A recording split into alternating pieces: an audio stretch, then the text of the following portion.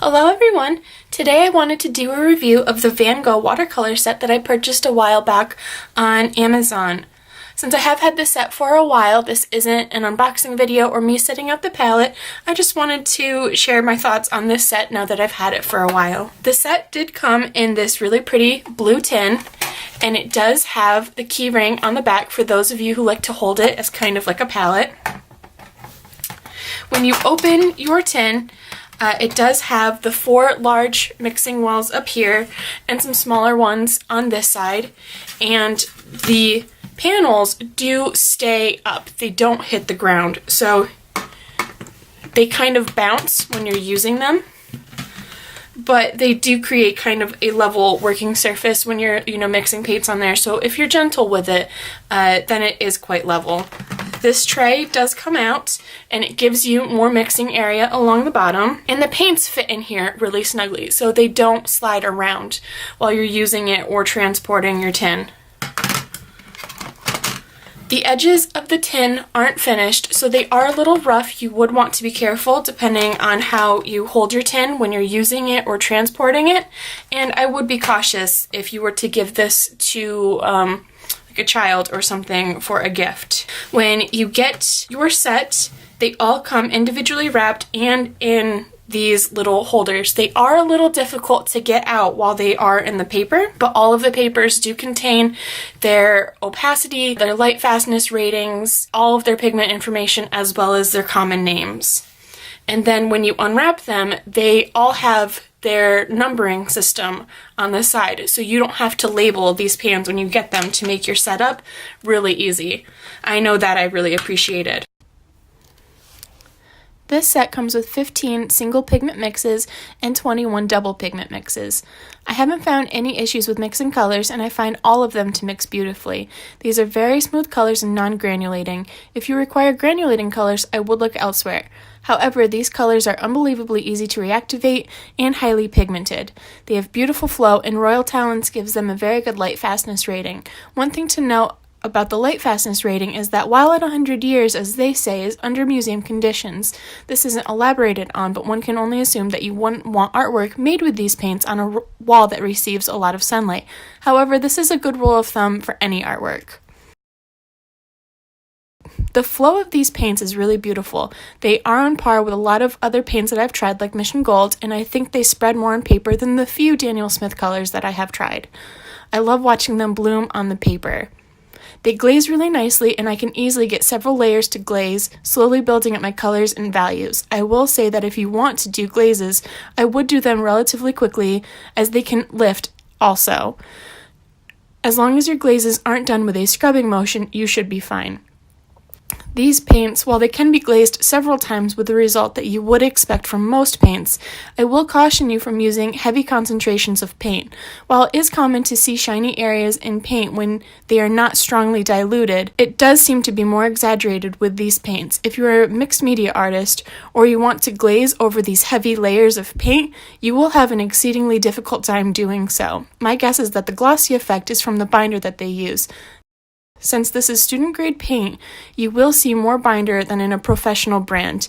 However, I would like to reiterate that I don't think that these are low quality and that the shiny effect does happen across other brands, just not as easily. Here I just wanted to show you how quickly and easily these paints re-wet. I'm literally just running the brush over them a couple times, and I'm getting so much pigment. And this is true for most of the paints in this palette. A couple of them need a little bit more reworking, as you'll see shortly with this yellow. But for the most part, I'm just rubbing the brush over the top of these. I'm not even working them in the pans. And now I'm just showing you how full these pans are. Like I said, I've had these for a few months now, and some of these were over full. And lastly, I'm just showing you some of the shiny areas I was mentioning earlier when you put down too much pigment. My final thoughts on these paints are that they're great. I really love them. I purchased this after doing some research and hearing about them in forums, but I'm really blown away. They're by far my favorite student quality paints, and I still use them alongside of my other paints like Mission Gold and Daniel Smith. And I really do think that even though this set cost me around $100 when I bought it, it was really worth the money for me, just because I'm happy I got the tin, and I know that in some brands, this tin can cost you $35. There are some brands where they charge you upwards of $80 for just an empty tin. So when you think that you get this tin that is actually, you know, a really good quality, minus the ends not being finished and all of the paints, you can't go wrong. I'm really happy with my purchase. If you want to maybe make a purchase that is a little bit more cost efficient, not necessarily cheaper, but cost efficient, you can buy the tubes. Like I said, this set cost me $100. It's on Amazon for about $88 right now. And you can get the entire line of the tubes on places like Blick Art Materials, and I think it's Cheap Joe's Art Supplies and other places like that. If you shop around, then you can get the entire line of these, all 40 colors, for about $100. So you're not spending that much more money. If you use these with just a regular palette, just fresh from the tube, then you have no other added expense. But if you want another palette, you can get something like this for about $20, and then these will fill that a few times over. I think if you wanted to get the tin, this is great. From what I can tell, the formula is the same either way. They re-wet the same, they're just as pigmented, they're just as easy to use. I will warn you that either way, when you get these tubes, they are very, very full.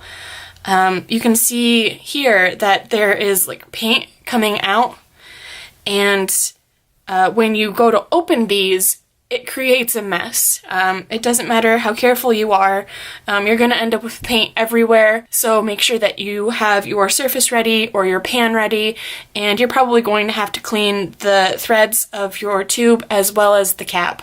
That's really the only downside, so that makes it a little time consuming whenever you're using these, but they are an excellent value. You can't go wrong for $3. I hope you like this review. If there was something that I forgot to cover, please let me know. I would love to make these reviews better for all of you in the future so that you can make really informed decisions. I can't tell you whether or not to buy them because I don't know about your paint style. I don't know if this is too much for you. I know a lot of people would rather stick to a split primary rather than an entire set like this. I don't necessarily see this set being a downside, especially just for some quick color mixing and painting. I know that especially when I'm out in a coffee shop or just in a park somewhere, I like having a lot of colors at my disposal. So for me, this wasn't a bad purchase and I really like it.